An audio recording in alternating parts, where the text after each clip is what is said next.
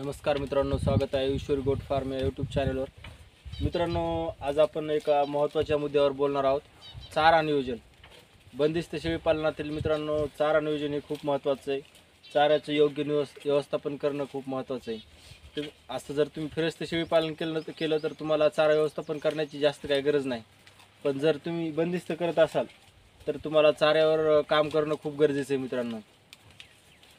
आणि आज आपण बघणार आहोत, मी स्वतः जे फार्मवर आपल्या चारा लावलेला आहे ते पण मी तुम्हाला दाखवणार आहे मित्रांनो. व्हिडिओ खूप महत्त्वाचा आहे, पूर्ण बघा मित्रांनो. चाऱ्यामध्ये दोन प्रकारचे चारा येतात बघा, एक सुका चारा आणि एक ओला चारा.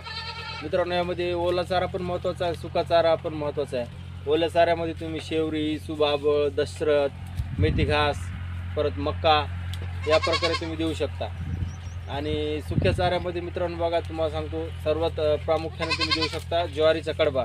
ज्वारीचा कडबा मित्रांनो कसे माहिती आहे का, एकदा जर का तुम्ही स्टॉक केला तर 2 वर्ष त्याला काहीच होणार नाही. त्यामुळे तुम्ही जर ज्वारीचा कडबा स्टॉक केला तर 2 वर्ष तुम्हाला बघायचं काम नाही.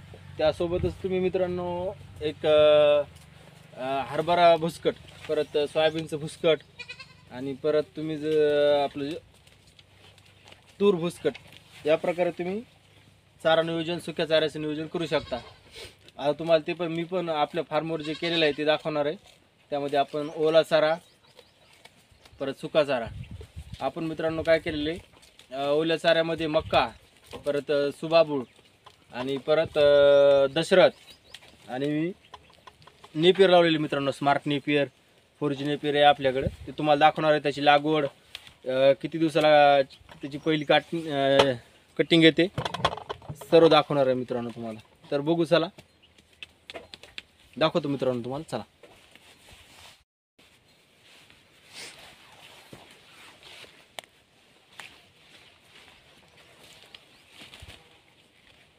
मित्रांनो, शेळीपालनातील प्रामुख्याने ओळखला जाणारा चारा आणि शेळ्यांचा सर्वात आवडता चारा तो म्हणजे सुबाबूळ आहे मित्रांनो. हे बघा, आपला सुबाबूळचा प्लॉट आहे मित्रांनो.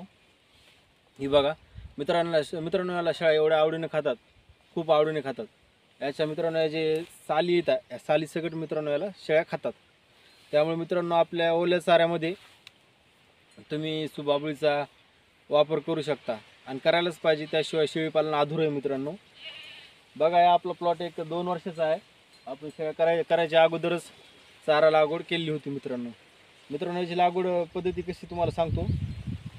एक दोन्ही सऱ्यामधलं अंतर एक 5 फूट ठेवायचं आणि बियामधलं अंतर एक 2 फूट किंवा 3 फूट ठेवायचं.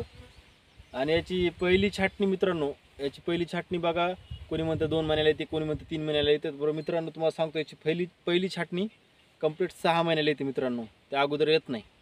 6 महिन्याला पहिली छाटणी येते.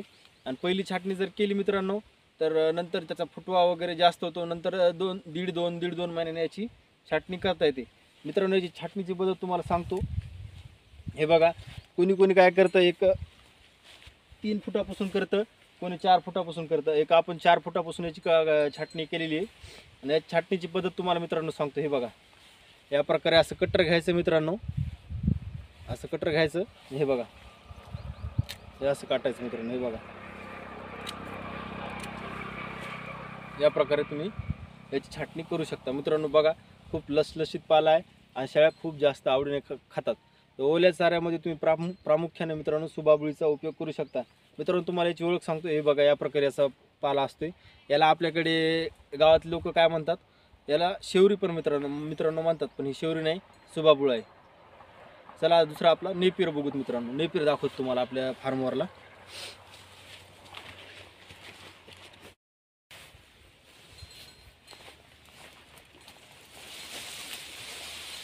हे बघा मित्रांनो, हा आहे आपला नेपियर. मित्रांनो, शेळीपालनामध्ये नेपियर लावणं खूप गरजेचं आहे, कारण याशिवाय दुसरा चारा तुम्ही किती पण जरी लावला तर ते बसर पण येत नाही, पुरत पण नाही. याचं कसं आहे मित्रांनो, प्रत्येक वेळेस एकदा लावला की 3 महिन्याला पहिली छाटणी येते आणि एकदा छाटणी झाली की प्रत्येक महिन्याला तुम्हाला छाटणी याची मिळणार आहे. तर बघा, आपण हे लावलेलं आहे, एक 3 पाटे घास आहे मित्रांनो. हे बघा, आपला याला कोणी नेपियर म्हणतं, आमच्याकडे याला घास गवत म्हणतात मित्रांनो. बघा मित्रांनो, एवढं घास आहे की बघायचं काम नाही. हे बघा, एकदम लुसलुशीत कवळा आणि एकदम प्रोटीनयुक्त चारा आहे मित्रांनो. शेळ्या खूप जास्त आवडीने खातात याला मित्रांनो. तुम्ही एक कटर मशीनच्या सहाय्यानं पण टाकू शकता किंवा असा जर टाकला कवळा तर शेळ्या तसं पण खातात मित्रांनो. याची लागवड पद्धत तुम्हाला सांगतो. दोन्ही साऱ्यामधलं अंतर एक 3 ते 4 फुटाचं ठेवायचं आणि दोन्ही कांड्यामधलं अंतर एक खूप झालं मित्रांनो 1.5 फूट ते 2 फूट ठेवायचं. 1.5 फूट ठेवा तुम्ही. मी पण 1.5 फूट ठेवलेले. 1.5 फूट ठेवलं की याचा फुटवा बघा खूप छान नाही तो आणि ते 1.5 फुटातलं अंतर मिळून जातं. 1.5 फूट ठेवा. नंबर 1 चारा नियोजन होणार आहे मित्रांनो. आज तुम्हाला दाखवतो आपलं सुक्या चाऱ्याचं नियोजन दाखवतो मित्रांनो. बघा हे बघा मित्रांनो. हे बघा कसला घास आहे मित्रांनो आपला. आणि ही इकडे लगेच तुम्हाला दाखवतो आपला सुका चारा. मित्रांनो नेपियर तुम्ही करा कारण नेपियर शिवाय पर्याय नाही. हा चारा एकदम चांगला बसर पण येतो आणि सगळंच होते. हे बघा मित्रांनो इथं आहे आपलं सोयाबीनचं भुसकट सुक्या चाऱ्याचं नियोजन मित्रांनो. बघा आपण कसं केलेलं आहे. हे साईडनं असं पॅक केलेलं आहे बघा मित्रांनो. हे पांगू नये म्हणून. हे बघा काय केलेलं आहे आपण लाकडं रोवून साईडनं एक चवळ मारलेलं आहे. हे बघा पूर्ण दाखवतो तुम्हाला. बघू शकता. हे बघा असं स्टॉक करून ठेवायचं मित्रांनो. परत काय अडचण येणार नाही. तुम्हाला दाखवतो बघा.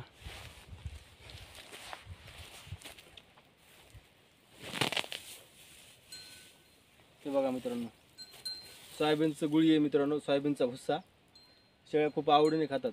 परत यामध्ये थोडं तेलाचं प्रमाण असलं त्यामुळं तेल आणि प्रोटीनचं पण याच्यामध्ये प्रमाण असं थोडंफार. त्यामुळे शेळ्यावर चमक आणि शेळ्यांचं वजन वाढ पण होते मित्रांनो. खूप छान चारा आहे. तुम्ही पण असं स्टॉक करून ठेवा मित्रांनो. आता तुम्हाला दाखवतो आपली मक्का मित्रांनो दाखवतो तुम्हाला. ही लगेच इकडं आपली मक्का आहे मित्रांनो. ही बघा अजून छोटाली आहे कारण आपण नेमकंच कापूस काढून मक्का लावलेली. ही बघा इकडं परत आपला इकडं पण घास आहे. नेपियर म्हणतात त्याला. तर हे बघा मित्रांनो या प्रकारे जर तुम्ही चाऱ्याचं नियोजन केलं तर तिकडे मित्रांनो तुम्हाला जर खाली दिसत असेल तर तिकडे ज्वारीचा आपला कडबा आहे. तिथं असं नियोजन तुम्ही मित्रांनो करू शकता.